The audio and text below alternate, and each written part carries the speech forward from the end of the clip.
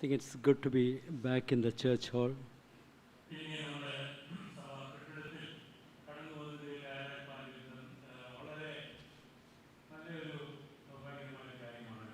I think it shows the importance of fellowship.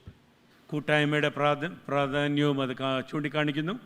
So let's pray that this door will continue to be opened so that we could come and meet in the church hall. അതുകൊണ്ട് നമ്മൾ തുടർന്ന് സഭാ ഹാളിൽ വന്ന് നമ്മൾക്ക് ഇങ്ങനെ കൂടി വരുവാൻ ഉള്ള ഈ വാതിൽ ഒരിക്കലും അടയരുത് എന്ന് നമുക്ക് പ്രാർത്ഥിക്കാം. So this morning I want to share something in the Proclaimers training. I was sharing on how we could be effective in our time of prayer. പ്രൊക്ലൈമേഴ്സിൻ്റെ പഠനത്തിൽ ഞാൻ പ്രാർത്ഥനയിൽ എങ്ങനെ എഫക്റ്റീവായിട്ട് ഫലപ്രദമായിട്ട് നമുക്ക് പ്രാർത്ഥിക്കാം എന്നുള്ളതിനെക്കുറിച്ച് ഞാൻ പഠിപ്പിച്ചായിരുന്നു. So I will be sharing certain thoughts in continuation with that. അതിൻ്റെ തുടർമാനമായിട്ട് ചില ചിന്തകൾ ഞാൻ നിങ്ങളുടെ മുൻപാകെ വയ്ക്കുവാൻ ആഗ്രഹിക്കുന്നു. But I want to share something which I felt very important in. It'll be a time of preparing our hearts to receive the word. ദൈവത്തിൻ്റെ വചനം സ്വീകരിപ്പാൻ വേണ്ടി നമ്മുടെ ഹൃദയങ്ങളെ ഒരുക്കുന്നതിന് വേണ്ടി ചില വളരെ പ്രാധാന്യമേറിയ ഒരു കാര്യം ഞാൻ നിങ്ങളോട് പങ്കുവയ്ക്കാൻ ആഗ്രഹിക്കുന്നു. See, we need to understand that our walk with God begins and ends in a total dependence on Him. നമ്മുടെ ദൈവത്തോടുള്ള നമ്മുടെ പ്രയാണം, നമ്മുടെ നടപ്പ് കർത്താവിൽ പൂർണ്ണമായിട്ട് നമ്മൾ സമർപ്പിക്കുന്നത് കൂടിയാണ് എന്നുള്ളത് നമ്മൾ മനസ്സിലാക്കണം. You and I can do nothing that will last for eternity without God. ദൈവത്തിൻ്റെ സഹായം കൂടാതെ നിത്യതയിൽ അവശേഷിക്കുന്ന ഒരു കാര്യവും നമ്മൾക്ക് തന്നെ ചെയ്യാൻ പറ്റത്തില്ല. God wants the Holy Spirit to so flow in and through our lives. പരിശുദ്ധാത്മാവ് നമ്മുടെ ജീവിതത്തിൽ നിന്ന് വെളിയിലോട്ടും ഒഴുകണമെന്ന് ദൈവം ആഗ്രഹിക്കുന്നു. Because the word of God says that deep from within our belly should flow rivers of living water. നമ്മുടെ അന്തരംഗത്തിൽ നിന്ന് ജീവൻ്റെ ഉറവ പൊട്ടി പുറപ്പെടണമെന്ന് ദൈവം പദ്ധതി ഇട്ടിട്ടുണ്ടെന്ന് നമ്മൾ കാണുന്നു. In another portion it says that our body is the temple of the Holy Spirit. വേറെ ഒരു ഭാഗത്ത് ദൈവത്തിൻ്റെ വചനം പറയുന്നു നമ്മുടെ ശരീരം ദൈവത്തിൻ്റെ ആലയമാണ്, മന്ദിരമാണ് എന്ന് പറയുന്നു. So if the Holy Spirit is not flowing in and through your life, that means something is wrong somewhere. അതുകൊണ്ട് ദൈവത്തിൻ്റെ പരിശുദ്ധാത്മാവ് നമ്മുടെ ജീവിതത്തിൽ കൂടി ഒഴുകുന്നില്ല എങ്കിൽ എവിടെയോ ഒരു തടസ്സമുണ്ട്, എവിടെയോ ഒരു പ്രശ്നമുണ്ട്. If you want the Holy Spirit to flow in and through your life, you need to be a person who's setting aside time and spending time with God. ദൈവത്തിൻ്റെ പരിശുദ്ധാത്മാവ് നമ്മുടെ ജീവിതത്തിലേക്കും നമ്മുടെ ജീവിതത്തിൽ നിന്നും പുറപ്പെടണം എന്ന് ആഗ്രഹിക്കുന്ന ആൾക്കാരാണെങ്കിൽ നമ്മൾ ഓരോരുത്തരും ദൈവത്തിന് വേണ്ടി നമ്മുടെ ജീവിതങ്ങളെ ക്രമപ്പെടുത്തി ദൈവത്തിൻ്റെ കൂടെ സമയം ചെലവഴിക്കാൻ സമയം മാറ്റിവെക്കേണ്ടതായിട്ടുണ്ട്. But what happens is most of us, we are so busy. Right from the time we get up till the time we go to sleep, we are involved in so many different things. പ്രശ്നം എന്താണെന്ന് വെച്ചാൽ നമ്മൾ മിക്ക ആളുകളുടെ ജീവിതത്തിലും നമ്മൾ ഉണരുമ്പോൾ തൊട്ട് ഉറങ്ങുന്ന സമയം വരെ നമുക്ക് സമയമില്ല. നമ്മൾ പല പല കാര്യങ്ങളിൽ നമ്മൾ സമയം ചെലവഴിച്ചുകൊണ്ട് നമ്മളങ്ങ് ബിസിയാണ്. We have 101 voices screaming at us, do this, do that, get involved in this. 101 ശബ്ദങ്ങൾ നമ്മളോട് നമ്മുടെ സമയം ചോദിക്കുന്നതായിട്ട് നമ്മളോട് ചോദിച്ചുകൊണ്ടിരിക്കും. അതുകൊണ്ട് അത് ചെയ്യണം, ഇത് ചെയ്യണം, അത് ചെയ്തോ, അത് മറ്റേത് മറന്നുപോയാ, ഇങ്ങനെ നമ്മളുടെ സമയം കവർന്നെടുക്കുവാൻ പല പല ശബ്ദങ്ങൾ നമ്മുടെ ഇടയിലേക്ക് വരുന്നുണ്ട്.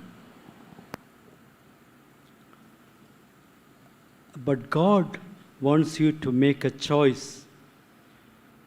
where you're saying, whatever happens, I want to set aside time and be in God's presence. ദൈവം നമ്മളോട് ചോദിക്കുന്നത് നമ്മളൊരു തെരഞ്ഞെടുപ്പ് എടുക്കണം. എന്ത് നടന്നാലും പിതാവേ എനിക്ക് നിനക്ക് അങ്ങയ്ക്ക് വേണ്ടി സമയം മാറ്റിവെക്കുവാൻ ഞാൻ ആഗ്രഹിക്കുന്നു എന്നുള്ള ഒരു തെരഞ്ഞെടുപ്പ്. See, many of us are people who are gifted. God has given us many talents. God has given us so many abilities. നമ്മൾ പലർക്കും വരങ്ങളും കഴിവുകളൊക്കെ ഉണ്ട്. പല വരങ്ങളൊക്കെ ഉള്ളവരാണ് നമ്മൾ. It is good to be gifted, it is good to be talented, it's good to have abilities. വരങ്ങളും കഴിവുകളൊക്കെ ഉള്ളത് നല്ലത് തന്നെ. But more than all of that, God wants you and me to be people who are willing to be available for Him. പക്ഷെ നമ്മുടെ വരങ്ങളോ നമ്മുടെ കഴിവുകളിന് അപ്പുറമായിട്ട് ദൈവത്തിന് നമ്മൾ available ആണോ, നമ്മൾ ഉണ്ടോ, ദൈവത്തിന് വേണ്ടി നമ്മളെ തന്നെ കൊടുക്കുന്നുണ്ടോ എന്നുള്ളതാണ് ദൈവം നമ്മളെക്കുറിച്ച് നോക്കുന്നത്. The moment you say, yes Lord, I am willing to be available for you, പിതാവേ ഞാൻ അങ്ങയുടെ കാര്യങ്ങൾ ചെയ്യുവാൻ വേണ്ടി ഞാൻ ലഭ്യമാണ് എന്ന് നമ്മൾ ദൈവത്തോട് പറയുന്ന ഉടനെ God will come and touch your life and bless you so that you could be a blessing to others. ദൈവം വന്ന് നമ്മുടെ ജീവിതങ്ങളെ തൊടും, അതുമൂലം നമ്മൾ മറ്റുള്ളവർക്ക് അനുഗ്രഹമായി തീരും. See, God wants you and me to come to a place where we are meeting with Him every day. ദൈവത്തെ ദിനംതോറും കണ്ടുമുട്ടുന്ന ഒരു അവസ്ഥയിലേക്ക് നമ്മൾ കടന്നു വരണമെന്ന് ദൈവം നമ്മളെക്കുറിച്ച് ആഗ്രഹിക്കുന്നു. Only a person who meets with God can make Jesus the main focus of his life. ദൈവത്തെ ദിനംതോറും കണ്ടുമുട്ടുന്ന ഒരു വ്യക്തിക്ക് മാത്രമേ കർത്താവായ യേശുക്രിസ്തുവിനെ തൻ്റെ ജീവിതത്തിൻ്റെ കേന്ദ്രബിന്ദുവാക്കുവാൻ പറ്റത്തുള്ളൂ. If Jesus is not going to become the main focus of your life, നിങ്ങളുടെ ജീവിതത്തിൻ്റെ കേന്ദ്രബിന്ദു കർത്താവായ യേശുക്രിസ്തു ആയി തീർന്നില്ലെങ്കിൽ, what happens is we live in a world where there is so much of attraction. All those things will come and take the main focus, and Jesus will be pushed to one corner of your life. നമ്മൾ അധിക പ്രലോഭനങ്ങൾ നിറഞ്ഞിരിക്കുന്ന ഒരു ലോകത്തിൽ നമ്മൾ ജീവിക്കുന്നത് കൊണ്ട് അങ്ങനെ കർത്താവ് യേശുക്രിസ്തു നമ്മുടെ ജീവിതത്തിൻ്റെ കേന്ദ്രബിന്ദു അല്ലെങ്കിൽ ഈ പല കാര്യങ്ങളും വന്ന് നമ്മുടെ ശ്രദ്ധയെ ആകർഷിച്ചിട്ട് കർത്താവ് യേശുക്രിസ്തു നമ്മുടെ ജീവിതത്തിൻ്റെ ഒരു ചെറിയൊരു മൂലയിൽ ഒതുങ്ങുന്നവനായി നമ്മൾ അങ്ങനെ നമ്മുടെ ജീവിതത്തെ ആക്കും. Only a person who meets with God can walk in humility before God and man. ദൈവത്തെ ദിനംതോറും കണ്ടുമുട്ടുന്ന ഒരു വ്യക്തി, ദൈവത്തിൻ്റെ കൂടെ മുൻപാകെ നടക്കുന്ന ഒരു വ്യക്തി മാത്രമേ താഴ്മയിലും ദൈവത്തിന് പ്രസാദകരമായ രീതിയിലും നടക്കത്തുള്ളൂ. Only a person who is meeting with God can live a holy life. ദൈവത്തെ കണ്ടുമുട്ടുന്ന ഒരു വ്യക്തിക്ക് മാത്രമേ വിശുദ്ധിയുള്ള ഒരു ജീവിതം നയിക്കാൻ പറ്റത്തുള്ളൂ. Only when our vessels are pure and holy can God come and fill it and bless your life. നമ്മുടെ ജീവിതമാകുന്ന പാത്രങ്ങൾ ശുദ്ധീകരിക്കപ്പെടുമ്പോൾ മാത്രമേ ദൈവം വന്ന് അതിനെ അനുഗ്രഹിച്ച് അതിനെ നിറയ്ക്കുവാൻ പറ്റത്തുള്ളൂ. If you are a true believer, if you are a true child of God, definitely you will come across problems, situations, persecution, suffering. നിങ്ങളൊരു സത്യവിശ്വാസിയാണെങ്കിൽ തീർച്ചയായിട്ടും നിങ്ങൾ പ്രയാസങ്ങൾ, പ്രതികൂലങ്ങൾ, അങ്ങനെയുള്ള പല പ്രയാസങ്ങൾ നമ്മൾ നേരിടേണ്ടി വരും. But the good news is this, that God has got all the resources prepared for you.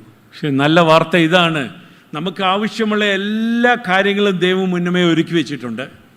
But you have to make a decision. പക്ഷെ തെരഞ്ഞെടുപ്പ് നമ്മൾ ചെയ്യേണ്ടതായിട്ടുണ്ട്. To set aside time and wait on God to receive these resources. ദൈവത്തിൻ്റെ സന്നിധിയിൽ ചെന്ന് ദൈവത്തിൽ നിന്ന് പ്രാപിപ്പാൻ വേണ്ടി നമ്മൾ സമയം മാറ്റിവെക്കുവാനുള്ള തെരഞ്ഞെടുപ്പ് നമ്മൾ എടുക്കേണ്ടതായിട്ടുണ്ട്. Spending time with God is not an option. ദൈവത്തിലൂടെ വിശ്വാസികളായ നമ്മൾ ദൈവത്തിലൂടെ സമയം ചെലവഴിക്കുക എന്നുള്ളത് നമുക്ക് തിരഞ്ഞെടുക്കണോ വേണ്ടായോ എന്നുള്ള ഒരു തിരഞ്ഞെടുപ്പില്ല. You can't be someone who's spending time with God on a Sunday and then from Monday to Saturday living the way you want. ഞായറാഴ്ച മാത്രം ദൈവത്തിലൂടെ സമയം ചെലവഴിക്കുകയും തിങ്കൾ മുതൽ ശനിയാഴ്ച വരെ നമുക്ക് ഇഷ്ടമുള്ള കാര്യങ്ങളിൽ മാത്രം നമ്മൾ കേന്ദ്രീകരിച്ച് ജീവിക്കുവാൻ ഒരു ശിഷ്യന് പറ്റത്തില്ല. Spending time with God has to become a discipline in each of our lives. ദൈവത്തിലൂടെ സമയം ചെലവഴിക്കുന്നത് നമ്മുടെ ഓരോരുത്തരുടെയും ജീവിതത്തിൽ ഒരു ശൈലിയായി തീരണം, ഒരു ശിക്ഷണമായി തീരണം, ഒരു രീതിയായി തീരണം. Only then you can live as a nominal Christian. Set aside the times that you're going to face difficulties and problems. അങ്ങനെ നമ്മൾ ചെയ്യുമ്പോൾ മാത്രമേ നമ്മൾ സാധാരണമായിട്ട് കർത്താവിന് ഇഷ്ടമുള്ള ഒരു ശിഷ്യൻ്റെ ജീവിതം നമ്മൾ ജീവിക്കാൻ പറ്റത്തുള്ളൂ. Just imagine if Jesus Christ, the Son of the living God, had to spend time early in the morning, during the day, late in the evening, spent the whole night with God so that he could accomplish the mission that God had entrusted him. ദൈവം തന്നെ ഫലമേൽപ്പിച്ച ദൗത്യം നിറവേറ്റുവാൻ വേണ്ടി കർത്താവായ യേശു ക്രിസ്തു അതിരാവിലെ ചെന്ന് ദൈവത്തിൻ്റെ സന്നിധിയിൽ ചില സമയം ചെലവഴിക്കുക,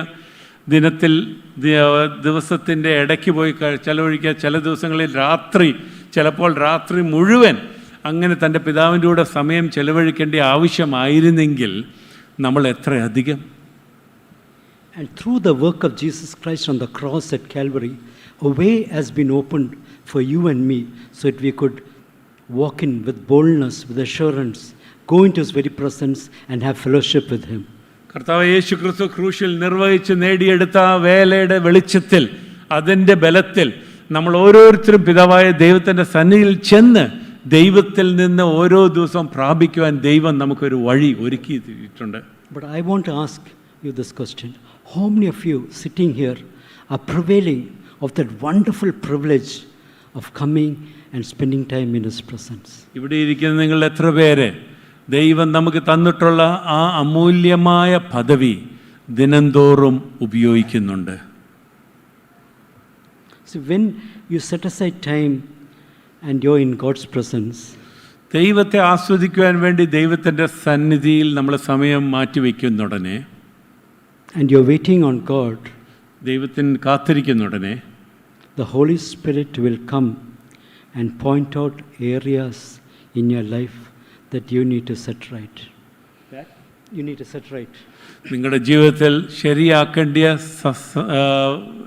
ഏരിയാസ്, ഭാഗങ്ങൾ പരിശുദ്ധാത്മാവ് വന്ന് നമ്മളെ കാണിക്കും. The moment the Holy Spirit is pointing out areas in your life, you need to yield those areas to him. പരിശുദ്ധാത്മാവ് നമ്മളോട് നമ്മുടെ ജീവിതത്തിൻ്റെ ചില മേഖലകളെക്കുറിച്ച് സംസാരിക്കുന്നുണ്ട്. ആ മേഖലകൾ പൂർണ്ണമായിട്ട് ദൈവത്തിൻ്റെ സന്നിധിയിൽ നമ്മൾ കൊണ്ട് സമർപ്പിക്കേണ്ടതായിട്ടുണ്ട്. Can we read a verse from Gospel of John chapter 7? യോഹന്നാൻ സുവിശേഷം 7-ാം അധ്യായത്തിലെ ഒരു ഭാഗം നമുക്ക് വായിക്കാം. Anita, can you read 37 to 39? 37, യോഹന്നാൻ 7:37 മുതൽ 39 വരെ. അനിത സിസ്റ്റർ വായിച്ചാട്ടെ. ഉത്സവത്തിൻ്റെ മഹാദിനമായ ഒടുക്കത്തെ നാളിൽ യേശു നിന്നുകൊണ്ട്, ദാഹിക്കുന്നവനെല്ലാം എൻ്റെ അടുക്കൽ വന്ന് കുടിക്കട്ടെ, എന്നിൽ വിശ്വസിക്കുന്നവൻ്റെ ഉള്ളിൽ നിന്ന് തിരുവെഴുത്ത് പറയുന്നത് പോലെ ജീവജലത്തിൻ്റെ നദികൾ ഒഴുകും എന്ന് വിളിച്ചു പറഞ്ഞു. അവൻ ഇത് തന്നിൽ വിശ്വസിക്കുന്നവർക്ക് ലഭിപ്പാനുള്ള ആത്മാവിനെ കുറിച്ച് ആകുന്നു പറഞ്ഞത്. In verse 30 it says, "He who believes in me, as the scripture has said, from his innermost being will flow rivers of living water." എന്നിൽ വിശ്വസിക്കുന്നതിൻ്റെ ഉള്ളിൽ നിന്ന് തിരുവെഴുത്ത് പറയുന്നത് പോലെ ജീവജലത്തിൻ്റെ നദികൾ ഒഴുകുമെന്ന് വിളിച്ചു പറഞ്ഞു. See, God created us to work from our spirit and our heart outwards. നമ്മുടെ ആത്മാവിൽ നിന്നും അതിനെ നിയന്ത്രിക്കുന്ന നമ്മുടെ ഹൃദയത്തിൽ നിന്നും നമ്മൾ പ്രവർത്തിക്കണം, ജീവിക്കണമെന്നാണ് ദൈവം നമ്മളെക്കുറിച്ച് ആഗ്രഹിച്ചത്. Can you come to Gospel of Luke chapter 6? ലൂക്കോസിന്റെ സുവിശേഷം 6-ാം അധ്യായത്തിലേക്ക് തിരിക്കാമോ?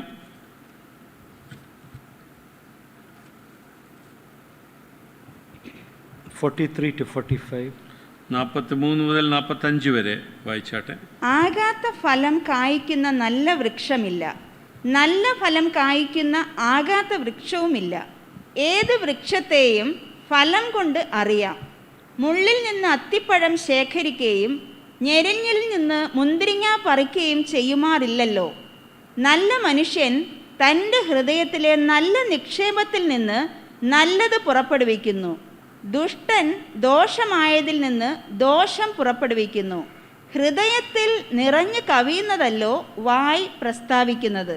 See, God created us to work from our spirit and our heart outwards. നമ്മുടെ ആത്മാവിൽ നിന്നും നമ്മുടെ ഹൃദയത്തിൽ നിന്നും നമ്മൾ പുറത്തോട്ട് നമ്മൾ പ്രവർത്തിക്കണമെന്നാണ് ദൈവം ആഗ്രഹിക്കുന്നത്. അങ്ങനെയാണ് ദൈവം നമ്മളെ സൃഷ്ടിച്ചത്. Matthew chapter 15 verse 18 and 19. മത്തായിയുടെ സുവിശേഷം 15-ാം അധ്യായത്തിൻ്റെ 18-ഉം 19.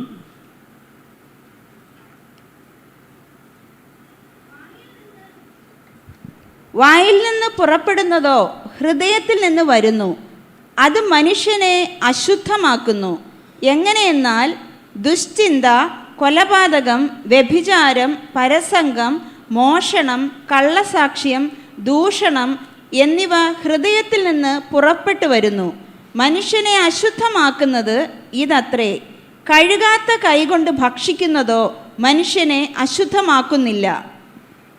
So if our heart can be thought as a doorway to our spirit, നമ്മുടെ ഹൃദയവാതിൽ ആത്മാവിങ്കിലേക്കുള്ള ഒരു പ്രവേശന കവാടമായിട്ട് നമ്മൾ ചിത്രീകരിക്കുവാണെങ്കിൽ, and if our heart is in a disordered state, ആ ഹൃദയം തന്നെ, ആ കവാടം തന്നെ ഒരു ക്രമമില്ലാത്ത അവസ്ഥയിൽ ആ കിടക്കുന്നെങ്കിൽ, see, if there's anger, bitterness, unforgiveness,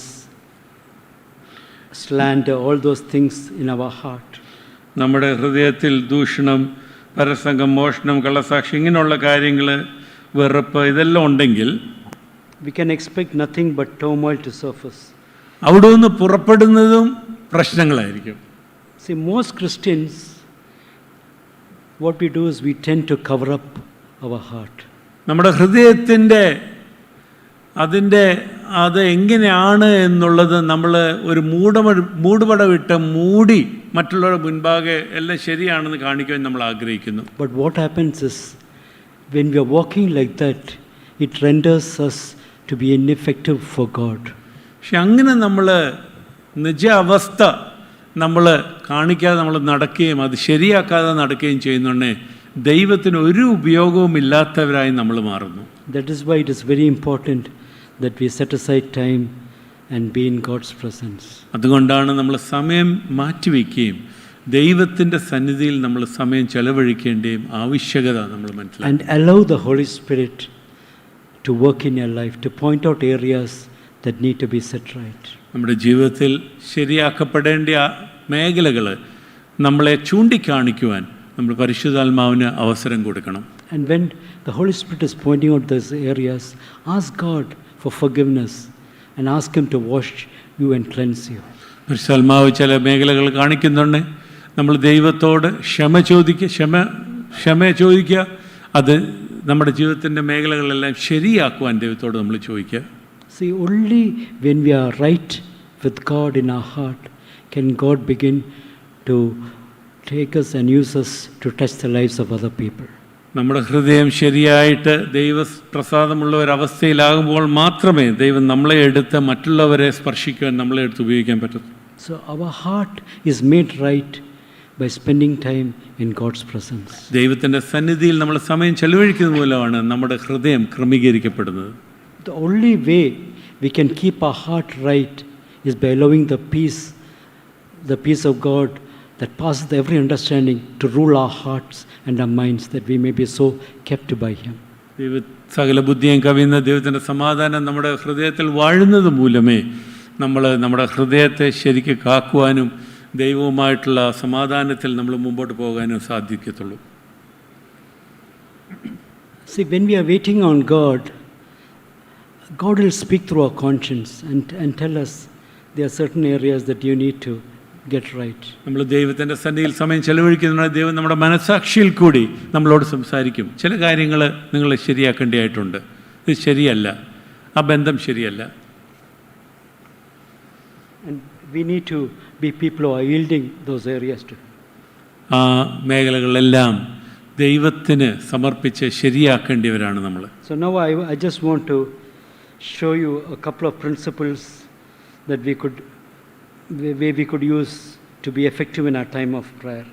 നമ്മുടെ പ്രാർത്ഥനാ സമയങ്ങളിൽ നമ്മൾ ഫലപ്രദമായി നമ്മൾ മുമ്പോട്ട് പോകുവാൻ നമ്മൾ മനസ്സിലാക്കേണ്ട ചില ദൈവീക പ്രമാണങ്ങൾ നിങ്ങളുടെ മുൻപാകെ വയ്ക്കുവാൻ ആഗ്രഹിക്കുന്നു. Can we turn to the book of Genesis chapter 18? ഉൽപ്പത്തിയുടെ 18-ാം അധ്യായത്തിലേക്ക് നമുക്ക് തിരിയാം.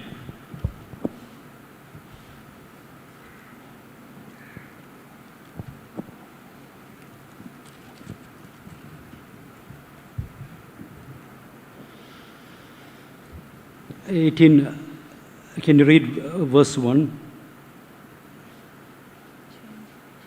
Which verse? 1. ഒന്നാം വാക്യം 18-ന്റെ 1 വായിച്ചാട്ടെ. അനന്തരം യഹോവ അവന് മമ്രയുടെ തോപ്പിൽ വെച്ച് പ്രത്യക്ഷനായി. വെയിലുറച്ചപ്പോൾ അവൻ കൂടാരവാതിൽക്കൽ ഇരിക്കുകയായിരുന്നു. Here we see that Abraham,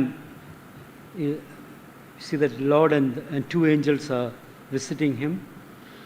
ഇവിടെ നമ്മൾ ഈ അധ്യായത്തിൽ കാണുന്നത് കർത്താവും രണ്ട് മാലാഖമാരും അബ്രഹാമിനെ സന്ദർശിക്കുന്നതാണ്. As we read down, we can find that God is promising Abraham a son. നമ്മൾ തുടർന്ന് അധ്യായം വായിക്കുന്നുണ്ട്, ദൈവം അബ്രഹാമിന് ഒരു മകനെ വാഗ്ദത്തം ചെയ്തു കൊടുക്കുന്നു. And Sarah overhears this conversation and she laughs in disbelief. Sarah ഇത് കേട്ടിട്ട് അവിശ്വാസം മൂലം ചിരിക്കുന്നു. And God rebukes Abraham for his wife Sarah's unbelief. സാറയുടെ അവിശ്വാസം മൂലം ദൈവം അബ്രഹാമിനെ ശകാരിക്കുന്നു. So we see God challenging both Sarah and Abraham's faith. സാറയുടെയും അബ്രഹാത്തിൻ്റെയും വിശ്വാസത്തെ ദൈവം വെല്ലുവിളിക്കുന്നു. He declares and he says, is there anything that is too hard for the Lord? ദൈവം തന്നെ തൻ്റെ വാഗ്ദത്തത്തിൻ്റെ പശ്ചാത്തലത്തിൽ പറയുന്നു, ദൈവത്തിന് എന്തെങ്കിലും അസാധ്യമായതുണ്ടോ? And after that the two angels depart to complete a mission to Sodom. അത് കഴിഞ്ഞിട്ട് രണ്ട് മാലാഖമാർ സോദോമിലേക്ക് ദൈവത്തിൻ്റെ ഒരു പദ്ധതി നിറവേറ്റുവാൻ വേണ്ടി അവർ സോദോമിലേക്ക് പോകുന്നു. Now can you read verse 20? 20-ാം വാക്യം ഒന്ന് വായിച്ചാട്ടെ. പിന്നെ യഹോവ സോദോമിൻ്റെയും ഗൊമോറയുടെയും നിലവിളി വലിയതും അവരുടെ പാപം അതികഠിനവും ആകുന്നു. So God reveals to Abraham his intention to destroy this wicked city. അവിടെ നമ്മൾ മുമ്പോട്ട് വായിക്കുവാണെങ്കിൽ നമ്മൾ മനസ്സിലാക്കുന്നത്, ഈ സോദോമിൻ്റെ ദുഷ്ടത നിമിത്തം ദൈവം ആ പട്ടണത്തെ നശിപ്പിക്കാൻ പോകുന്നു എന്നുള്ള തൻ്റെ പദ്ധതിയെ അബ്രഹാമിന് വെളിപ്പെടുത്തി കൊടുക്കുന്നു. Can you read verse 22? 22-ാം വാക്യം. അങ്ങനെ ആ പുരുഷന്മാർ അവിടെ നിന്ന് തിരിഞ്ഞ് സോദോമിലേക്ക് പോയി. അബ്രഹാമോ യഹോവയുടെ സന്നിധിയിൽ തന്നെ നിന്നു. In verse 23 it says like this, Abraham came near and said, will you indeed sweep away the righteous with the wicked? Abraham അടുത്ത് എന്ന് പറഞ്ഞത്, ദുഷ്ടനോട് കൂടെ നീതിമാനെയും നീ സംഹരിക്കുമോ? So Abraham is asking God, are you going to destroy the righteous along with the wicked? Abraham ദൈവത്തോട് ചോദിക്കുകയാണ്, ദൈവമേ, അങ്ങ് ദുഷ്ടരെ നശിപ്പിക്കുന്നുണ്ട്, നീതിമാന്മാരെ നശിപ്പിക്കാൻ പോവുകയാണോ? And then in verse 24 it says, suppose there are 50 righteous within the city, will you indeed sweep it away and not spare the place for the sake of the 50 righteous who are in it? 24-ാം വാക്യം. പക്ഷേ ആ പട്ടണത്തിൽ 50 നീതിമാന്മാർ ഉണ്ടെങ്കിൽ നീ അതിനെ സംഹരിക്കുമോ? അതിലെ 50 നീതിമാന്മാർ നിമിത്തം ആ സ്ഥലത്തോട് ക്ഷമിക്കയില്ലയോ? Verse 25 is very important. Here Abraham says, far be it from you to do such a thing, to slay the righteous with the wicked. So that the righteous and the wicked are treated alike. Far be it from you. Shall not the judge of all the earth deal justly? 25-ാം വാക്യം വളരെ പ്രാമുഖ്യമേറിയ ഒരു വാക്യമാണ്. അതൊന്ന് കേൾക്കാം നമുക്ക്. ഇങ്ങനെ നീ ഒരു നാളും ചെയ്യുന്നതല്ലല്ലോ. നീതിമാൻ ദുഷ്ടനെ പോലെ ആകത്തക്ക വണ്ണം ദുഷ്ടനോടുകൂടെ നീതിമാനെ നീ ഒരു നാളും കൊല്ലുകയില്ല. സർവഭൂമിക്കും ന്യായാധിപതിയായവൻ നീതി പ്രവർത്തിക്കാതിരിക്കുമോ? Here we see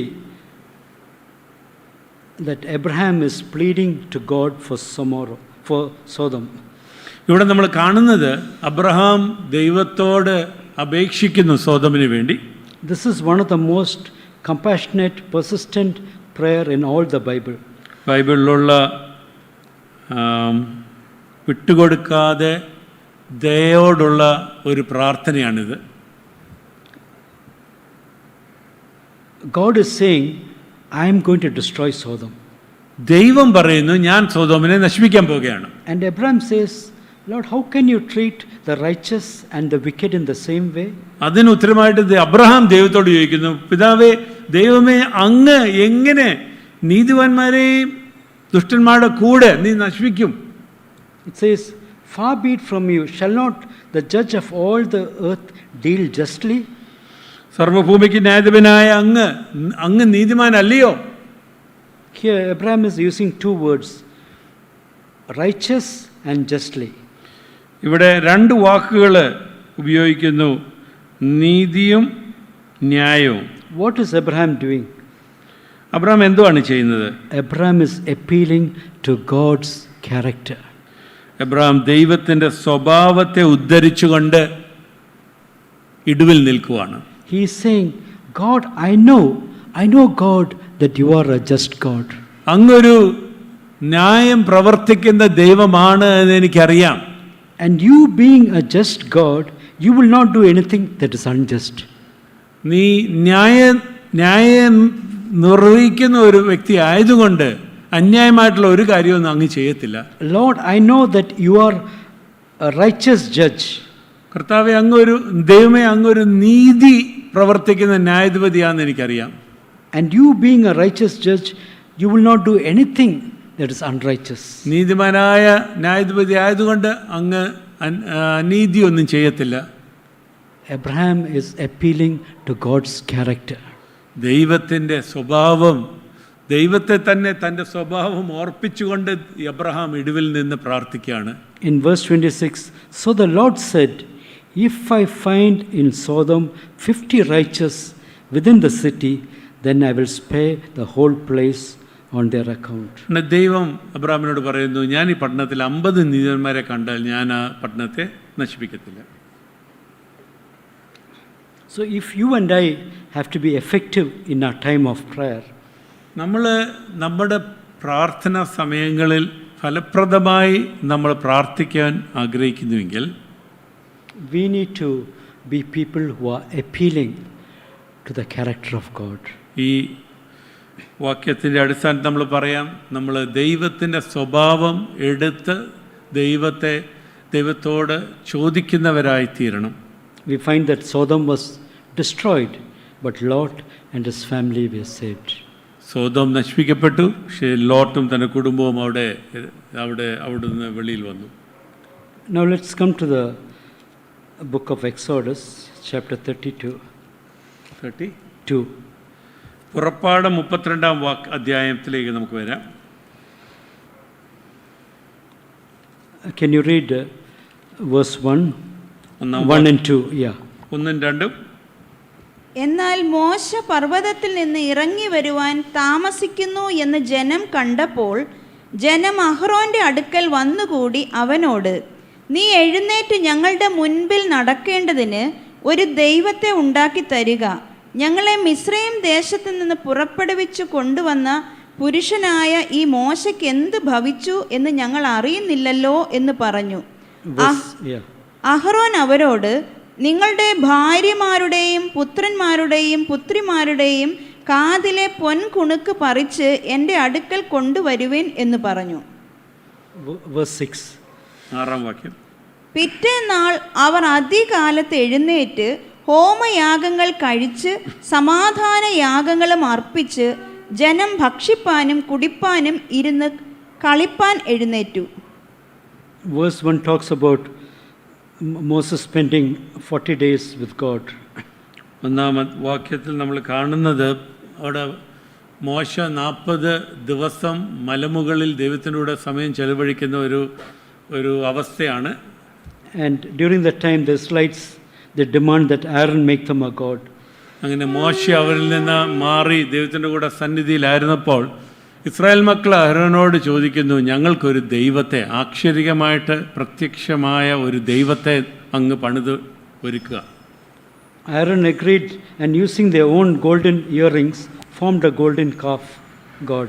അഹ്റോൻ അതിന് സമ്മതം മൂളി അവരുടെ സ്വർണ്ണാഭരണങ്ങൾ ഉപയോഗിച്ച് തന്നെ ഒരു കാളക്കിടാവിനെ വാർത്തെടുത്തു. And after the worship service, the people threw a wild party. അവരുടെ അവരുടെ ആ കാളക്കിടാവിനെ ആരാധിച്ച ശേഷം അവരൊരു പാർട്ടിയും സംഘടിച്ചു. And here it says that they sat down in verse 6 to eat and to drink, and they rose up to play. അവിടെ പറയുന്നത് അവരെ തിന്നാനും കുടിക്കാനും കളിക്കാനും എഴുന്നേറ്റു. It says that they indulge in sexual immorality. That's a verb used there, to play. means sexual caress. കളിക്കുവാൻ എന്ന് പറയുന്നത് അത് പ്രസംഗം ചെയ്യുന്ന അങ്ങനെ അധർമ്മികമായിട്ടുള്ള കാര്യങ്ങൾക്ക് വേണ്ടിയാണ് സാധാരണ എബ്രായ ഭാഷയിൽ ആ വാക്ക് ഉപയോഗിക്കുന്നത്. God informed Moses of all this on the mountain. ഇത് താഴ്വരയിൽ നടക്കുന്നുടനെ മലമുകളിൽ ദൈവം മോശയോട് പറയുന്നു ഇതൊക്കെ അവിടെ നടക്കുന്നുണ്ട്. And declared his intention to destroy the people. മോശയോട് ദൈവം പറയുന്നു ഞാൻ അവരെ നശിപ്പിക്കാൻ പോവുകയാണ്. And we find here that Moses, he begins to intercede with God. ഇവിടെ നമ്മൾ കാണുന്നത് മോശ ദൈവത്തോട് പക്ഷവാദം ചെയ്യുന്നു. Can you read verse 7 now? 7-ാം വാക്യം തൊട്ട് മുമ്പോട്ട് വായിച്ചാൽ, അപ്പോൾ യഹോവ മോശയോട്, നീ ഇറങ്ങിച്ചെല്ലുക, നീ മിസ്രയീം ദേശത്ത് നിന്ന് കൊണ്ടുവന്ന നിന്റെ ജനം തങ്ങളെ തന്നെ വഷളാക്കിയിരിക്കുന്നു.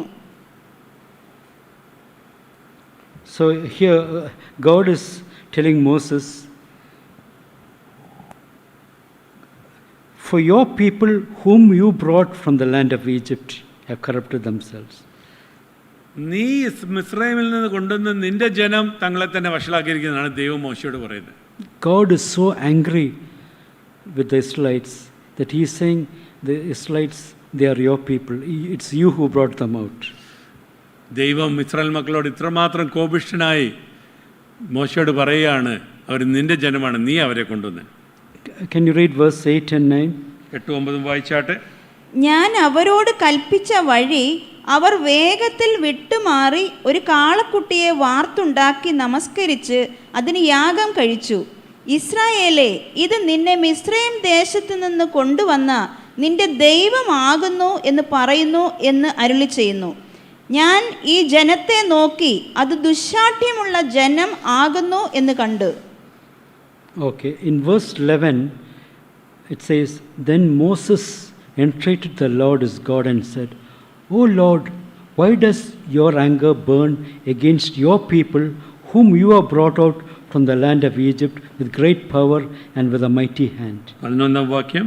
എന്നാൽ മോശ തൻ്റെ ദൈവമായ യഹോവയോട് അപേക്ഷിച്ച് പറഞ്ഞത്, യഹോവേ, നീ മഹാബലം കൊണ്ടും ഭുജവീര്യം കൊണ്ടും മിസ്രയീം ദേശത്ത് നിന്ന് കൊണ്ടുവന്ന നിന്റെ ജനത്തിന് വിരോധമായി നിന്റെ കോപം ജ്വലിക്കുന്നത് എന്ത്?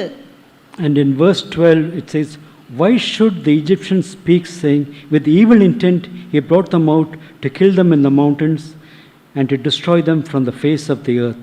Turn from your burning anger and change your mind about the harm you want to bring to your people. 12. മലകളിൽ വച്ച് കൊന്നുകളവാനും ഭൂതലത്തിൽ നിന്ന് നശിപ്പിപ്പാനും അവരെ ദോഷത്തിനായി അവൻ കൊണ്ടുപോയി എന്ന് മിസ്രൈമ്യരെ കൊണ്ട് പറയിക്കുന്നത് എന്തിന്? നിന്റെ ഉഗ്രകോപം വിട്ടുതിരിഞ്ഞ് നിന്റെ ജനത്തിന് വരുവാനുള്ള ഈ അനർത്ഥത്തെക്കുറിച്ച് അനുതപിക്കണമേ. So here we are able to see the confidence that Moses got when he is talking to God. ദൈവത്തോട് താൻ സംസാരിക്കുന്നതിന് അവനുണ്ടായിരുന്ന ആ ഒരു ഉറപ്പ് നമ്മൾ മോശയിൽ കാണുന്നു. He's saying, he's telling God, God, they are not my people, they are your people. It is not me who brought them out, it is you who brought them out. മോശ തിരിഞ്ഞ് ദൈവത്തോട് പറയുന്നത്, ദൈവമേ, ഇത് എൻ്റെ ജനമല്ല, നിന്റെ ജനമാണ്, ഞാനല്ല അവരെ കൊണ്ടുവന്നത്, അങ്ങാണ് വീരപ്രവൃത്തികൾ ചെയ്ത് അവരെ കൊണ്ടുവന്നത്. And God, if you do something, you're giving an opportunity for the Egyptians to speak about you. അങ്ങ് ഇവരെ നശിപ്പിക്കുവാണെങ്കിൽ മിസ്രൈമ്യരെ പറയും, ദൈവം ഇവിടെ വരെ കൊണ്ടുവന്നിട്ട് അവരെ നശിപ്പിക്കാൻ വേണ്ടി കൊണ്ടുവന്നാന്ന് പറയുമല്ലോ. And then he tells God, God, I want you to turn from your burning anger and I want you to change your mind about the harm that you plan to bring upon your people. ദൈവമേ, അങ്ങയുടെ കോപത്തിൽ നിന്ന് തിരിഞ്ഞ് നീ ഇവരുടെ മേൽ വരുവാൻ ഉദ്ദേശിച്ച ആ കേടുപാടിൽ നിന്ന് അങ്ങ് തിരിഞ്ഞ് കർത്താവെ അനുദപിക്കണമേ, മനം തിരിയണമേ എന്ന് മോശ ചോദിക്കുന്നു. And in verse 13 Abraham says something very important. Moses. 11-ാം വാക്യത്തിൽ മോശ വളരെ ഇമ്പോർട്ടൻ്റ് ഗൗരവമേറിയ ഒരു കാര്യം പറയുന്നു.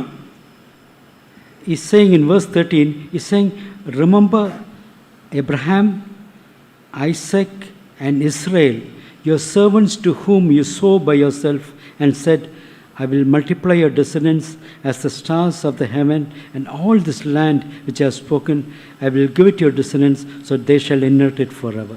11-ാം വാക്യം. നിന്റെ ദാസന്മാരായ അബ്രഹാമിനെയും ഇസഹാക്കിനെയും ഇസ്രായേലിനെയും ഓർക്കേണമേ. ഞാൻ നിങ്ങളുടെ സന്തതിയെ ആകാശത്തിലെ നക്ഷത്രങ്ങളെപ്പോലെ വർദ്ധിപ്പിക്കുകയും ഞാൻ അരുളിച്ചെയ്ത ഈ ദേശമൊക്കെയും നിങ്ങളുടെ സന്തതിക്ക് കൊടുക്കുകയും അവർ അതിനെ എന്നേക്കും അവകാശമായി പ്രാപിക്കുകയും ചെയ്യുമെന്ന് നീ നിന്നെക്കൊണ്ട് തന്നെ അവരോട് സത്യം ചെയ്തുവല്ലോ. So here Moses, what he is doing is, he is pleading the promise of God back to him. He is saying, God, do you remember the promises you gave Abraham, the promises you gave Isaac, the promise you gave Jacob? You told them that you will multiply them like the stars of the sky, you will multiply them like the sand of the sea, you will give them all this land, you will take them to a land that is flowing with milk and honey. മോശയുടെ ചെയ്യുന്നത് എന്തോ എന്ന് വെച്ചാൽ, ദൈവം പിൻകാലങ്ങളിൽ പിതാക്കന്മാരോട് വാഗ്ദത്തം ചെയ്ത വാഗ്ദത്തങ്ങളെ ദൈവത്തെ ഓർമ്മിപ്പിക്കുകയാണ്. അങ്ങ് പറഞ്ഞുവല്ലോ അങ്ങ് കാനാൻ ദേശം വരെ കൊണ്ടുവരുമെന്ന്, അങ്ങ് പറഞ്ഞുവല്ലോ കടൽ തീരത്തിലെ മണ്ണ് പോലെ അവരെ ആക്കുമെന്ന്, അങ്ങ് പറഞ്ഞുവല്ലോ അങ്ങ് പാലും തേനും ഒഴുകുന്ന ദേശത്താക്കുമെന്ന്. അതുകൊണ്ട് ദൈവത്തിൻ്റെ വാഗ്ദത്തങ്ങളെ എടുത്തുകൊണ്ട് മോശ ദൈവത്തെ തന്നെ ഓർമ്മിപ്പിക്കുകയാണ്. കർത്താവേ, അങ്ങ് പറഞ്ഞതാണല്ലോ ഇത്, അങ്ങയുടെ ഉദ്ദേശമാണല്ലോ ഇത്. You gave them all these promises, and now you are saying you are going to destroy them. അങ്ങ് ഈ വാഗ്ദത്തങ്ങളെല്ലാം കൊടുത്തു കഴിഞ്ഞിട്ട് അങ്ങ് അവരെ നശിപ്പിക്കാൻ പോവാണെന്ന് പറയുവാണോ? So when God heard this, in verse 14 it says, so the Lord changed his mind about the harm which he said he would do to his people. അപ്പോൾ യഹോവ തന്റെ ജനത്തിന് വരുത്തുമെന്ന് കൽപ്പിച്ച അനർത്ഥത്തെക്കുറിച്ച് അനുതപിച്ചു എന്നിവിടെ പറയുന്നു. So if you and I have to be effective in our time of prayer, we need to be people who are pleading the promises that God has given us back to him. ഇവിടെ നമ്മൾ കാണുന്നത്, നമ്മൾ പ്രാർത്ഥനയിൽ ഫലം കാണണമെന്ന് നമ്മൾ ആഗ്രഹിക്കുന്നെങ്കിൽ ദൈവം നമ്മോട് പറഞ്ഞിട്ടുള്ള വാഗ്ദത്തങ്ങൾ നമ്മൾ എടുത്ത് ദൈവത്തിൻ്റെ സന്നിധിയിലേക്ക് തിരികെ വരണം. We will look at one more principle and then we will stop. ഒരു പ്രമാണം കൂടെ നോക്കിയിട്ട് നമുക്ക് നിർത്താം. It's from the book of Genesis chapter 2. ഉൽപ്പത്തിയുടെ 2-ാം അധ്യായത്തിലേക്ക്.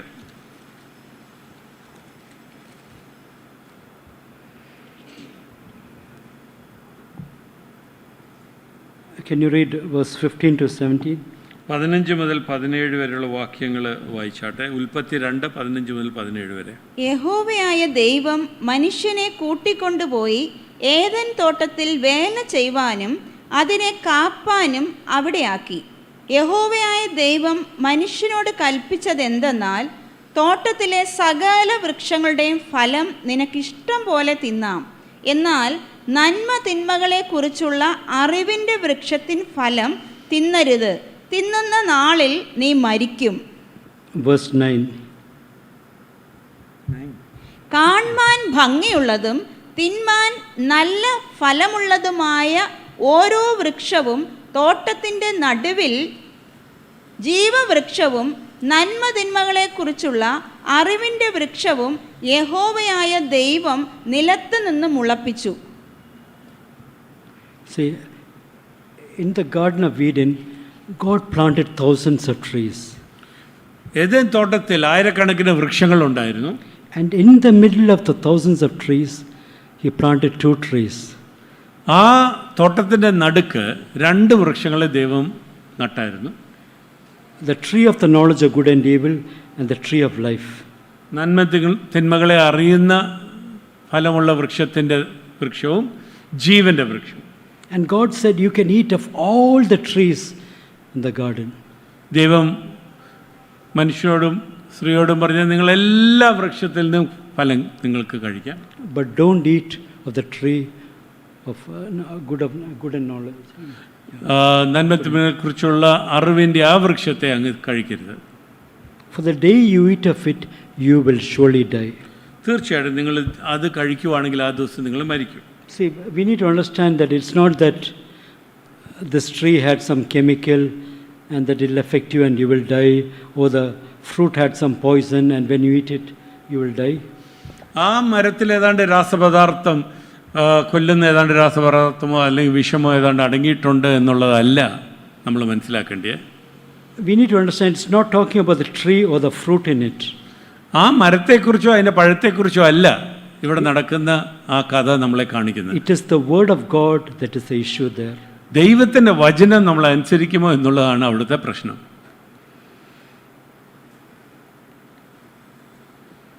Is man going to obey the word of God? മനുഷ്യൻ ദൈവത്തിൻ്റെ വചനം അനുസരിക്കുമോ? Is man going to listen to the word of God? ദൈവം പറയുന്ന വാക്കുകൾ കേട്ട് അതിൻ്റെ വഴി നടക്കുമോ?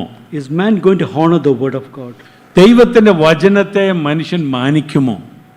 Is man going to live by the word of God? മനുഷ്യൻ ദൈവത്തിൻ്റെ വചനത്താൽ ജീവിക്കുമോ? If man had to live by the word of God, മനുഷ്യൻ ദൈവത്തിൻ്റെ വചനത്താൽ ജീവിച്ചായിരുന്നെങ്കിൽ, if man had to keep honoring the word of God, ദൈവത്തിൻ്റെ വചനത്തെ അവൻ താൻ മാനിച്ചായിരുന്നെങ്കിൽ, he would have had life flowing through him. അവനിൽ കൂടി ജീവൻ മാത്രമേ ഒഴുകത്തുള്ളായിരുന്നു. If he disobeyed the word of God and ate from the tree of the knowledge of good and evil, പക്ഷേ താൻ ദൈവത്തിൻ്റെ വചനത്തെ അനുസരിക്കാതെ ദൈവം തിന്നരുതെന്ന് പറഞ്ഞ മരത്തിൻ്റെ ഫലം തിന്നായിരുന്നെങ്കിൽ, then he goes into spiritual death and then physical death.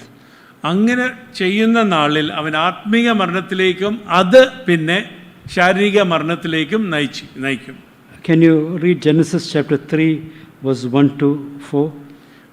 ഉൽപ്പത്തിയുടെ 3:1-4 വരെ വായിച്ചാൽ, യഹോവയായ ദൈവമുണ്ടാക്കിയ എല്ലാ കാട്ടുജന്തുക്കളെക്കാളും പാമ്പ് കൗശലമേറിയതായിരുന്നു. അത് സ്ത്രീയോട്, തോട്ടത്തിലെ യാതൊരു വൃക്ഷത്തിൻ്റെ ഫലവും നിങ്ങൾ തിന്നരുതെന്ന് ദൈവം വാസ്തവമായി കൽപ്പിച്ചിട്ടുണ്ടോ എന്ന് ചോദിച്ചു. സ്ത്രീ പാമ്പിനോട്, തോട്ടത്തിലെ വൃക്ഷങ്ങളുടെ ഫലം ഞങ്ങൾക്ക് തിന്നാം, എന്നാൽ നിങ്ങൾ മരിക്കാതിരിക്കേണ്ടതിന് തോട്ടത്തിൻ്റെ നടുവിലുള്ള വൃക്ഷത്തിൻ്റെ ഫലം തിന്നരുത്, തൊടുകയും അരുത് എന്ന് ദൈവം കൽപ്പിച്ചിട്ടുണ്ട് എന്ന് പറഞ്ഞു. പാമ്പ് സ്ത്രീയോട്, നിങ്ങൾ മരിക്കയില്ല നിശ്ചയം. See, the devil is spoken as a serpent. സാത്താനെ, ദുഷ്ടനെ അവിടെ ഒരു സർപ്പമായിട്ടാണ് ചിത്രീകരിച്ചിരിക്കുന്നത്. Why is he spoken as a serpent? എന്തുകൊണ്ട് അങ്ങനെ ചിത്രീകരിക്കുന്നു?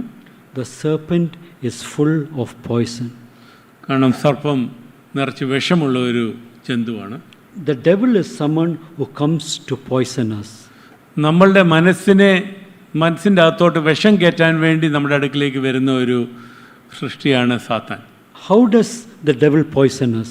എങ്ങനെയാണ് സാത്താൻ നമ്മളെ വിഷം കലർത്തി നമ്മുടെ മനസ്സിൽ നിറയ്ക്കുന്നത്? What is the devil interested in? സാത്താൻ്റെ ഉദ്ദേശം എന്തുവാണ്? The devil is interested in poisoning people against the word of God. ദൈവത്തിൻ്റെ വചനത്തിൻ്റെ വിപരീതമായിട്ട് നമ്മുടെ മനസ്സിൽ ചിന്തകൾ നിറയ്ക്കണമെന്നാണ് സാത്താൻ ഉദ്ദേശിക്കുന്നത്. Against people believing the word of God. ദൈവത്തിൻ്റെ വചനം വിശ്വസിക്കുന്നത് എങ്ങനെയെങ്കിലും തടയണം എന്നുള്ളതാണ് അവൻ്റെ ഉദ്ദേശം. He knew that if Adam and Eve had to believe the word of God, ആദാമും ഹവ്വയും ദൈവത്തിൻ്റെ വചനം വിശ്വസിച്ചായിരുന്നെങ്കിൽ, if they had to take the word of God and make it a part of their lives, ദൈവത്തിൻ്റെ വചനം എടുത്ത് തങ്ങളുടെ ജീവിതത്തിൻ്റെ ഒരു ഭാഗമാക്കിയായിരുന്നെങ്കിൽ, if they had to put the word in their heart and their mind, and if they had to speak the word, അവരുടെ ഹൃദയത്തിലും അവരുടെ മനസ്സിലും അത് വചനം നിറച്ച് അവരത് സംസാരിച്ചായിരുന്നെങ്കിൽ, if they had to say to one another, no, God said, do not eat of the tree of the knowledge of good and evil. അവർ അന്യോന്യം ദൈവം ഇത് പറഞ്ഞായിരുന്നല്ലോ, അതുകൊണ്ട് നമ്മൾ ഇത് തിന്നരുത് എന്ന് ഓർപ്പിച്ചായിരുന്നെങ്കിൽ, God told us to eat of all the other trees. മറ്റു വൃക്ഷങ്ങളെല്ലാം നമുക്ക് കഴിക്കാമല്ലോ എന്ന് ദൈവം പറഞ്ഞല്ലോ എന്ന് തങ്ങളെ തന്നെ ഓർമ്മിപ്പിച്ചായിരുന്നെങ്കിൽ, God said, the day you eat of it, you will surely die. പക്ഷെ നമ്മൾ ഇത് തിന്നാൽ നമ്മൾ തീർച്ചയായിട്ടും മരിക്കുമെന്ന് തങ്ങളെ തന്നെ ഓർപ്പിച്ചായിരുന്നെങ്കിൽ, So if they had to say, let's honor God, let's live by the word of God, അതുകൊണ്ട് നമ്മൾ ദൈവത്തെ മാനിക്കാം, ദൈവത്തിൻ്റെ വചനത്താൽ നമ്മൾ ജീവിക്കാമെന്ന് അവർ പറഞ്ഞായിരുന്നെങ്കിൽ, let's obey God's word, ദൈവത്തിൻ്റെ വചനം നമ്മൾ അനുസരിക്കാം, if they had believed and lived by the word of God, they would have had tremendous life flowing in and through them. അവർ ദൈവത്തിൻ്റെ വചനം അനുസരിക്കുകയും ആ വഴിയിൽ നടക്കുകയും ചെയ്താണെങ്കിൽ അവർക്ക് ദൈവത്തിൻ്റെ ജീവൻ തങ്ങളുടെ ജീവിതത്തിൽ കൂടി ചലിക്കുകയും അതിൽ മുമ്പോട്ട് പോവുകയും ചെയ്യുമായിരുന്നു സാത്താൻ അറിയായിരുന്നു. That is the way to receive the life of God. Every day walking in obedience to what the word says. ദൈവത്തിൻ്റെ വചനം പറയുന്നതിൻ്റെ അടിസ്ഥാനത്തിൽ നമ്മൾ നടക്കുകയും മുമ്പോട്ട് പോവുകയും ചെയ്യുന്നതാണ് നമ്മളുടെ ജീവിതത്തിൻ്റെ ഉറവിടം. The devil knew how to attack the men of God. ദൈവപുരുഷന്മാരെ, ദൈവം സൃഷ്ടിച്ച ആൾക്കാരെ എങ്ങനെ ആക്രമിക്കണമെന്ന് സാത്താൻ അറിയാം. The devil knew how to take the life of God out of man. നമ്മളുടെ ഇടയിൽ നിന്ന് ദൈവത്തിൻ്റെ ജീവൻ എങ്ങനെ കവർന്നെടുക്കണമെന്ന് സാത്താൻ അറിയാം. The devil knows how to destroy man. മനുഷ്യനെ നശിപ്പിക്കുവാൻ എങ്ങനെയാണ് പറ്റുന്നതെന്ന് സാത്താൻ അറിയാം. By bringing a lack of confidence in their hearts about the word. ദൈവത്തിൻ്റെ വചനത്തെക്കുറിച്ചുള്ള ഉറപ്പ് എടുത്തു കളയുന്നതിൽ കൂടിയാണ്. So that God's word will be taken out of their hearts and their minds, so they will be without God and the word. ദൈവത്തിൻ്റെ വചനം നമ്മുടെ മനസ്സിൽ നിന്നും ജീവിതത്തിൽ നിന്നും നമ്മുടെ ഹൃദയത്തിൽ നിന്ന് എടുത്ത് കളയുവാണെങ്കിൽ ദൈവത്തെ വിശ്വസിക്കാതെ ദൈവമില്ലാത്തവരായി നമ്മൾ മാറും. So without God's word there will be no life in us. ദൈവത്തിൻ്റെ വചനമില്ലാതെ നമ്മളിൽ ജീവനില്ല. That is why the word of God is called the word of life. അതുകൊണ്ടാണ് ദൈവത്തിൻ്റെ വചനത്തെ ജീവൻ്റെ വചനം എന്ന് വിളിക്കുന്നത്. The issue there is the word of God. Is man going to take the word of God, or is he going to reject the word of God? നമ്മൾ ദൈവത്തിൻ്റെ വചനം സ്വീകരിക്കുമോ, ദൈവത്തിൻ്റെ വചനം തിരസ്കരിക്കുമോ? The devil was not concerned about anything else. മറ്റു കാര്യങ്ങളിലല്ലായിരുന്നു സാത്താൻ്റെ ശ്രദ്ധ. He was concerned about casting doubt upon what God had spoken. ദൈവം സംസാരിച്ച കാര്യങ്ങളുടെ മേൽ അവരുടെ മനസ്സിൽ ചില ചിന്തകൾ അല്ലെങ്കിൽ ചില സംശയം ഉത്ഭവിപ്പിക്കാനാണ് സാത്താൻ ശ്രമിച്ചത്. He said, "You shall surely not die." അതുകൊണ്ട് സാത്താൻ ഉറപ്പിച്ച് പറയുന്നു, നിങ്ങൾ തീർച്ചയായിട്ടും മരിക്കത്തില്ല. He put the poison right there. അവിടെയാണ് അവൻ്റെ വിഷം അവിടെ ഇട്ടത്. In spite of everything that God had done for man, in spite of all the blessings that man had received from God, ദൈവം മനുഷ്യന് വേണ്ടി ചെയ്ത എല്ലാ കാര്യങ്ങളുടെയും പശ്ചാത്തലത്തിൽ എത്രമാത്രം തന്നെ കരുതി എല്ലാം കൊടുത്തെങ്കിലും man made a decision to choose the devil's word over God's word. ദൈവത്തിൻ്റെ വചനത്തിന് ഉപരി സാത്താൻ്റെ വചനം സ്വീകരിപ്പാൻ മനുഷ്യൻ ഒരു തീരുമാനമെടുത്തു. He took the devil's word, put it in his mouth and in his heart, and spoke it. സാത്താൻ്റെ വചനം എടുത്ത് തൻ്റെ ഹൃദയത്തിലിട്ട് അത് അവൻ സംസാരിക്കുന്നു. And they began to act on the word of God. അതിൻ്റെ വെളിച്ചത്തിൽ പ്രവർത്തിക്കുന്നു. The devil's word took the place in their hearts, and God's word was out of their hearts and their lives. ദൈവത്തിൻ്റെ വചനം അവർ തിരസ്കരിച്ച് സാത്താൻ്റെ വചനം തങ്ങളുടെ ഹൃദയത്തിൽ പ്രതിഷ്ഠിക്കുന്നു. Just as God said, they died that day, first spiritually, and then physical death also came into them. അന്ന് അവർ ദൈവവുമായിട്ട് ആത്മീയമായിട്ട് മരിക്കുന്നു, പിന്നെ കാലം കഴിഞ്ഞിട്ട് അവർ ശാരീരികമായിട്ട് മരിക്കുന്നു. Now the tree of life had to be protected. ഇപ്പോൾ ജീവൻ്റെ വൃക്ഷം സംരക്ഷിക്കപ്പെടേണ്ട ആവശ്യം വന്നു. Because man has now fallen. കാരണം മനുഷ്യൻ വീണുപോയി. Death has come into his life. അവൻ്റെ ജീവിതത്തിൽ മരണം വന്നിരിക്കുന്നു. The tree of life was there and the tree of death was there. അവിടെ ജീവൻ്റെ വൃക്ഷം ഉണ്ടായിരുന്നു, നന്മ തിന്മകളെ അറിയുന്ന വൃക്ഷം ഉണ്ടായിരുന്നു. Man chose death over life. മനുഷ്യൻ ജീവന് പകരം മരണമാണ് തിരഞ്ഞെടുത്തത്. That is why God says, I place life and death before you, and I want you to choose life. അതുകൊണ്ട് തന്നെയാണ് വേറെ ഒരു വേദവാക്യത്തിൽ പറയുന്നത്, ഞാൻ നിങ്ങളുടെ മുൻപാകെ ജീവനും മരണവും വെക്കുന്നു, നിങ്ങൾ തിരഞ്ഞെടുക്കുക. But this man has chosen life, has chosen death over life. പക്ഷെ ഇവിടെ ഈ കഥയിൽ നമ്മൾ കാണുന്നത് മനുഷ്യൻ മരണമാണ് തിരഞ്ഞെടുത്തത്. Because he has chosen death over life, താൻ ജീവന് പകരം മരണം തിരഞ്ഞെടുത്തുകൊണ്ട് all the curses that you and I face has happened to man. അതിൻ്റെ ഫലമായിട്ടാണ് നമ്മളിപ്പോൾ അനുഭവിക്കുന്ന ശാപങ്ങളെല്ലാം മനുഷ്യൻ്റെ മാനവരാശിയുടെ മേൽ വന്നത്. He has chosen all the evil to come upon himself. തൻ്റെ ആ തെരഞ്ഞെടുപ്പ് മൂലം ആ എല്ലാ ദുഷ്ടതയും മനുഷ്യൻ്റെ മേൽ കടന്നു വന്നു. Can we read verses 22 to 24? 22 മുതൽ 24 വരെ വായിച്ചാട്ടെ.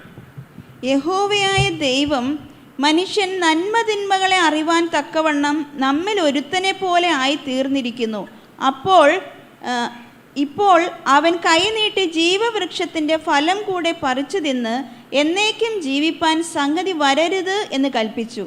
അവനെ എടുത്തിരുന്ന നിലത്ത് കൃഷി ചെയ്യേണ്ടതിന് യഹോവയായ ദൈവം അവനെ ഏദൻ തോട്ടത്തിൽ നിന്ന് പുറത്താക്കി. ഇങ്ങനെ അവൻ മനുഷ്യനെ ഇറക്കിക്കളഞ്ഞു. ജീവന്റെ വൃക്ഷത്തിങ്കലേക്കുള്ള വഴി കാപ്പാൻ അവൻ ഏദൻ തോട്ടത്തിന് കിഴക്ക് കെരൂബുകളെ തിരിഞ്ഞുകൊണ്ടിരിക്കുന്ന വാളിൻ്റെ ജ്വാലയുമായി നിർത്തി. Okay, I'll just point out a few things and I will close. രണ്ട് കാര്യം പറഞ്ഞിട്ട് ഞാൻ നിർത്തട്ടെ. The Amplified Version calls it the tree of calamities.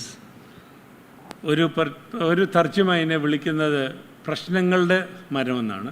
All the calamities we have today came because of the consequence of man disobeying God's word. നമ്മൾ നേരിടുന്ന പ്രശ്നങ്ങളെല്ലാം മനുഷ്യൻ ദൈവത്തിൻ്റെ വചനം തിരസ്കരിച്ച് സാത്താൻ്റെ വഴി തിരഞ്ഞെടുത്തുകൊണ്ടാണ്. As a result of the devil coming and poisoning people against God's word. സാത്താൻ വന്ന് ദൈവത്തിൻ്റെ വചനത്തിൽ വിപരീതമായിട്ട് മനുഷ്യൻ്റെ ഹൃദയത്തിൽ വിഷം ചേർത്തത് കൊണ്ടാണ്. When man failed to obey God's word, മനുഷ്യൻ ദൈവത്തിൻ്റെ വചനം അനുസരിക്കാതിരുന്നപ്പോൾ, when man failed to keep God's word in his heart, ദൈവത്തിൻ്റെ വചനം തൻ്റെ ഹൃദയത്തിൽ വയ്ക്കാൻ അവൻ തോറ്റുപോയപ്പോൾ, that is when all the calamities entered into the world. അവിടാണ് പ്രശ്നങ്ങളെല്ലാം ഉദിച്ചത്. They were thrown out of the Garden of Eden.